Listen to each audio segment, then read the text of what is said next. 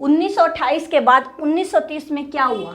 Round table conference हुई, जिसके लिए हमें लंदन जाना था। फर्स्ट आरटीसी हुई, उसमें गांधी जी नहीं गए, ठीक है। सेकेंड आरटीसी हुई 1931 में, जिसमें गांधी इरविन पैक्ट होने के बाद गांधी जी कहाँ गए थे?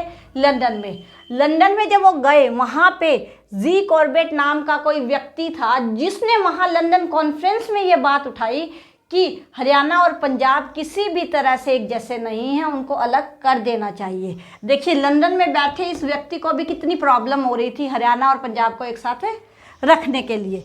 फिर 1932 में क्या कहते हैं, हम लोग, यानी कि कहने का मतलब Gandhi ji round table conference में नहीं गए, उन्होंने बुलाया ही नहीं था, लेकिन हम ये कहते हैं कि हम नहीं गए।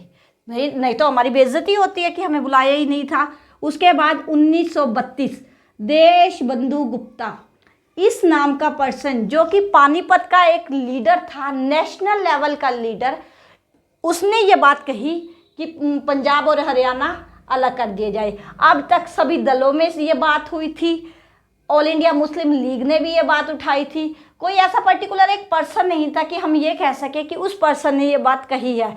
ये फर्स्ट पर्सन है जिसने अकेले ये बात कही थी, किसी भी लीग या मतलब सम्मेलन का सहारा नहीं लिया था। 1932 के बाद जो देश है, इसमें आज़ादी के लिए लेकर, हमें आज़ादी चाहिए, पूर्ण स्वराज को लेकर ये बहुत बड़ी बड़ी बैठकें हो रही थी, जिसमें फिर गांधी जी ने कहा कि नहीं, ये हरियाणा पंजाब इनकी लड़ाइयाँ बाद में, पहले हमें लड़ना है अपने देश के लिए, हमें आज़ादी चाहिए। तो ये बात वहीं के वहीं कहीं ना कहीं ठंडी हो गई, तो सब लोग अपने देश की आज़ादी के लिए लड़ना शुरू कर गए। फिर उसके बाद ये बात सिरे से नकार दी गई। 1946 आया। 1946 में पटाभी सीतारमैया, ये वो पटाभी है जो क्या कहते हैं गांधी जी के बहुत ही फेवरेट है। इन्हें गांधी जी ने सुभाष चंद्र बोस की टक्कर में कांग्रेस के अध्यक्ष बनने की लड़ाई में खड़ा किया था, जिसमें सुभाष जीते और पटाभी हार गए थे। इन्होंने ये बात कही कि हरियाणा को पंजाब से अलग किया जाए। उसके बाद देश आज़ाद हो गया, मारकाट मची, लोगों के दिलों में से हरियाणा और पंजाब इन सब की बातें धूमिल सी हो गई। फिर 1947 से 1949 तक पंजाब का फर्स्ट सीएम कौन बना था? गोपीनाथ भार्गव, जो बहुत अच्छे इंसान थे, बहुत अच्छे लीडर साबित हुए।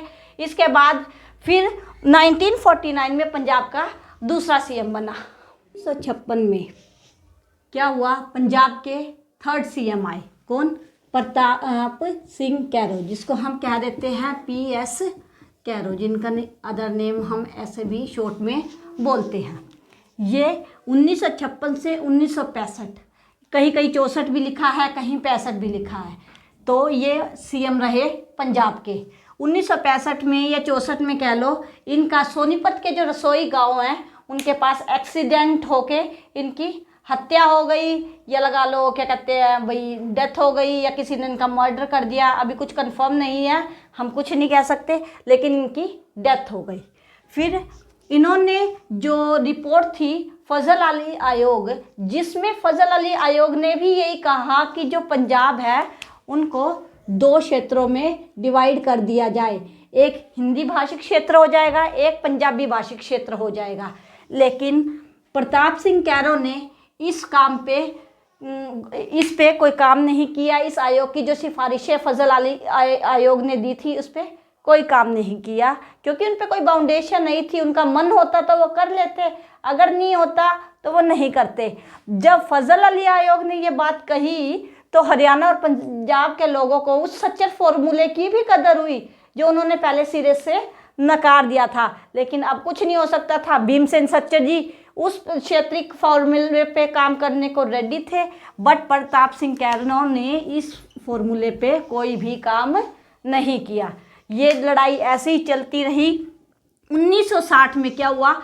जब तारा सिंह जी अपने कामों में लगे हुए थे हरियाणा और पंजाब को अलग करवाने के लिए, तो उन्हें पकड़ के जेल में डाल दिया। जब उन्हें जेल में डाल दिया तो सेकंड जो लाइन के लीडर थे संत फतेह सिंह जी, ये धार्मिक गुरु भी थे और लीडर भी थे। ये उन्होंने कमान संभाली और भूख हड़ताल की।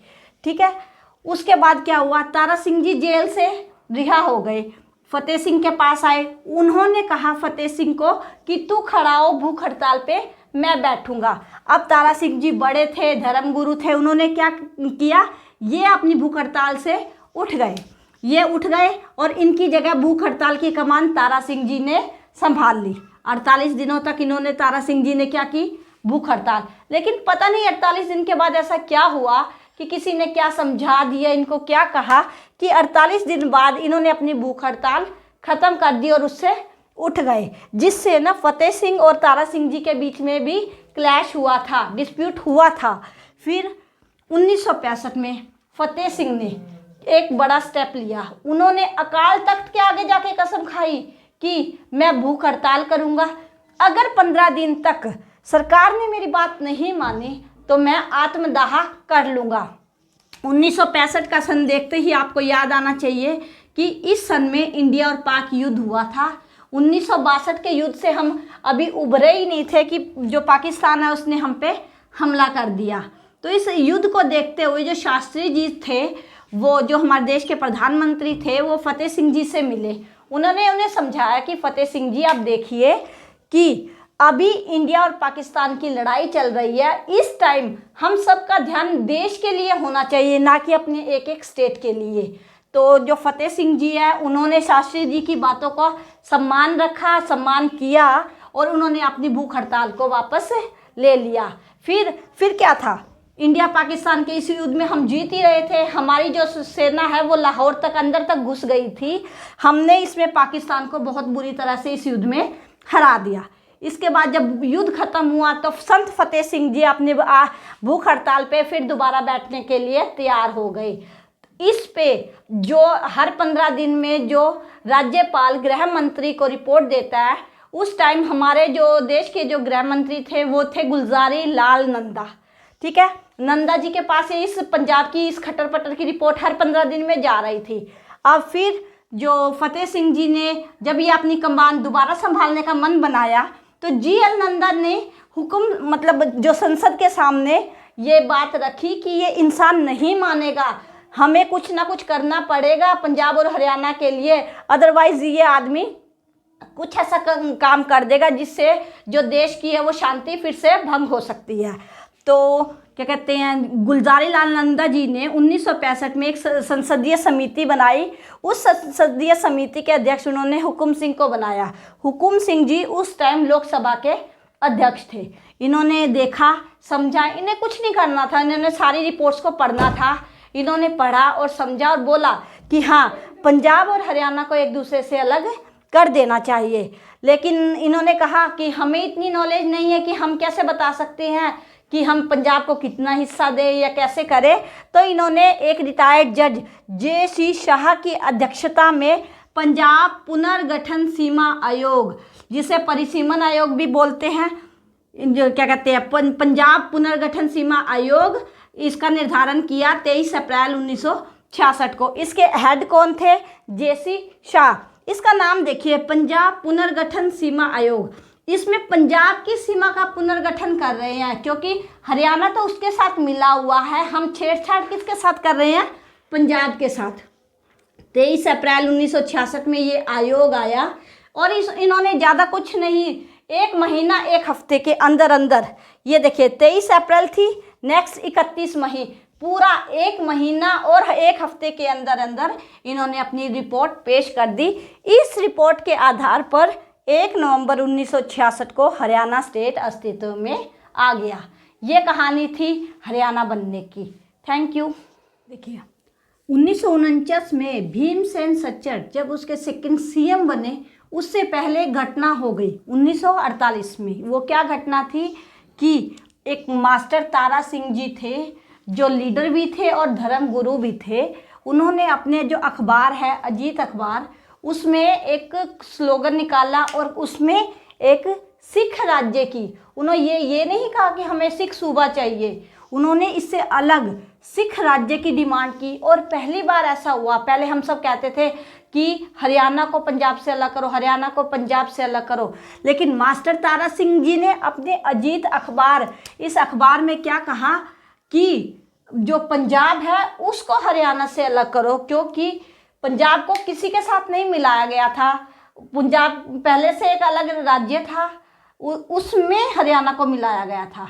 इसलिए सब यही कहते थे कि हरियाणा को पंजाब से अलग करो, लेकिन इन्होंने उसके उलट बात की कि जो सिख राज्य चाहिए और पंजाब को क्या करो, हरियाणा से अलग करो। बात चाहे हरियाणा अलग हो जाए पंजाब से या पंजाब हरियाणा से अलग हो, बेनिफिट तो दोनों ही सूरत में हमारा था। तो इनकी ये बात इस अखबार में छप गई। 1949 में भीमसेन सच्चर जो सीएम बने पंजाब के सेकंड सीएम, ये बहुत पढ़े लिखे इंटेलिजेंट पर्सन भी थे और बहुत एक अच्छे इंसान भी थे। इन्होंने ये देखा कि ये रोज़ खटपट पंजाब हरियाणा सब लोग ऐसे मोर्चा निकालते हैं, तो इन्होंने एक फार्मूला दिया जिसको हम कहते हैं सच्चर फार्मूला। सच्चर फार्मूला इन्होंने क्या दिया, कब दिया, 1 अक्टूबर 1949 को। इस डेट को आप प्लीज़ ध्यान से याद कीजिए, ये 2 अक्टूबर नहीं है, ये 1 अक्टूबर 1949 है। बहुत बार ये पेपर में क्वेश्चन आता है, बच्चे 2 अक्टूबर टिक करते हैं।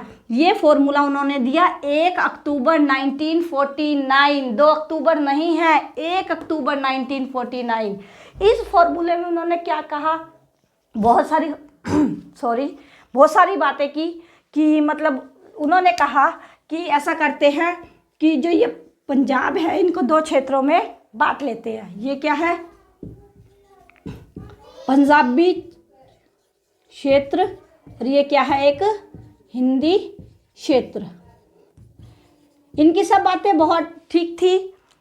जो हिंदी बोलने वाले हैं वो हिंदी क्षेत्र में रहें, जो पंजाबी बोलने वाले हैं वो पंजाबी क्षेत्र में रहे। लेकिन जो उनकी एक कंडीशन थी, उस वजह से जो पंजाब और हरियाणा के लोगों ने उसको मानने से इनकार कर दिया। इन्होंने कहा जो हिंदी जानने वाले क्षेत्र के लोग हैं उन्हें सेकंड लैंग्वेज के लिए पंजाबी को पढ़ना कंपलसरी है, और इसी तरह पंजाबी क्षेत्र के लोगों को हिंदी पढ़ना कंपलसरी है। देखो यहाँ इनका डिस्प्यूट हो गया कि भाई पंजाबी लोग कहते हैं कि हमें हिंदी से क्या बेनिफिट, हम हिंदी क्यों पढ़े, हिंदी से हमें कोई जॉब नहीं मिलेगी, हम कहीं कम्युनिकेट नहीं कर सकते। इंग्लिश कहते तो चल जाता, कोई बात नहीं, इंग्लिश हमारी कम्युनिकेशन की लैंग्वेज है, हम ऑल ओवर इंडिया कहीं भी इंग्लिश बोल के कम्युनिकेट कर सकते हैं। लेकिन हिंदी या पंजाबी ऐसी भाषा नहीं है जिसे हम ऑल ओवर इंडिया कम्युनिकेट कर सके। इसलिए लोगों ने इस फॉर्मूले को सिरे से नकार दिया। फिर उसके बाद शुरू हो गया चुनाव 1951-52।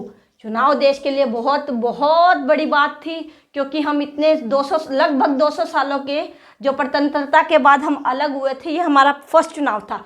सभी का ध्यान चुनाव में था। चुनाव हुए, रिजल्ट आया, सरकार बनी।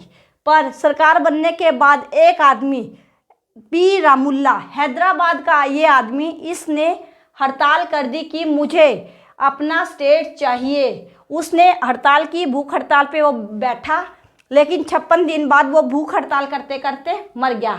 इसका रिएक्शन क्या हुआ, लोगों ने जो ट्रेन है उसकी पटरियाँ उखाड़ दी, बसें जला दी, बैंकों को लूट लिया, आग लगा दी।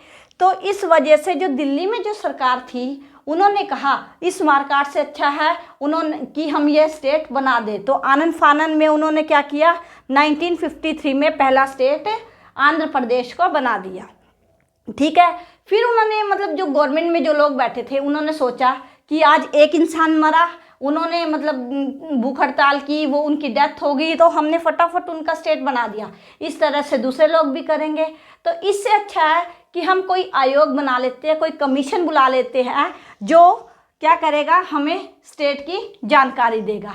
इसके बाद 1953 में ही क्या आ गया, फजल अली आयोग। फजल अली आयोग बनाया गया, जिसके हेड कौन थे, फजल अली, रिटायर्ड जज थे। क्यों हम हमेशा जजेस को ही कमीशन का हेड क्यों बनाते हैं, क्योंकि उन्होंने जो हमारा कॉन्स्टिट्यूशन है उन्होंने बहुत अच्छे से पढ़ा हुआ होता है, उन्हें सारी नॉलेज होती है कि हमें क्या काम करना है, क्या काम नहीं करना, कैसे करना है। तो जो इसके हेड थे फजल अली, और उनके जो साथ थे पणिकर और हृदयनाथ कुंजरू। ये दोनों नाम मैंने इसलिए लिख दिए क्योंकि एग्जाम्स में ये तीनों नाम लिख के कोई एक एक्स्ट्रा पूछ लेते कि इनमें से कौन नहीं था फजल अली आयोग का मेंबर। तो 1953 में फजल अली आयोग आया। उन्होंने देश भर में घूमे, हमारे हरियाणा में भी रोहतक में आए, सब लोगों ने उनकी बहुत आओ भगत की कि हमें भी अलग स्टेट बना दो, हमें भी अलग स्टेट बना दो। पर जब उन्होंने किसी को मना नहीं किया कि हम आपको स्टेट नहीं बनाते, लेकिन जब उन्होंने अपनी जो रिपोर्ट 1955 की दिसंबर में पेश की, जिसको 1956 में संसद के सामने पेश किया गया, उनके अकॉर्डिंग इंडिया में, पूरे इंडिया में को 16 स्टेट्स और 3 यूटी में डिवाइड कर देना चाहिए था। फिर बहस हुई तो इसमें थोड़ा सा अमेंडमेंट किया गया कि 16 स्टेट की जगह उन्होंने क्या बना लिए, 14 स्टेट, और 3 यूटी की जगह क्या बनाए, 6 यूटी। इसके